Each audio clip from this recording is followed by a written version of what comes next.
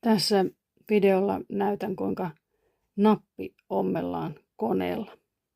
Eli tässä kone ompelee tosiaan tuon napin kiinni tähän kankaaseen. Ja mitä sun pitää tehdä? Ensiksi sä säädät sun ommelvalitsimen tuohon siksakille. Ja se täytyy olla tietysti sopivan levyinen tuohon napin reikiin nähden. Se täytyy kokeilla.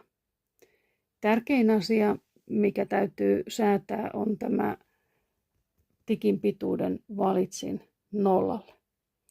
Koska tämähän tarkoittaa sitä, että se kone pörrää niin sanotusti paikoillaan.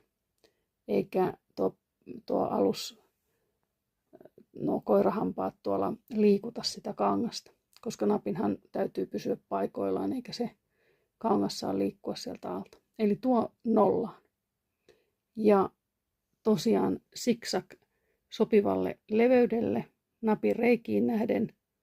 Ja sitten sovitat napin, katsot, että tuo tikki lähtee oikeaan suuntaan. Ja sitten vaan pörräämään. Eli näin. Tosi kätevää ja helppoa.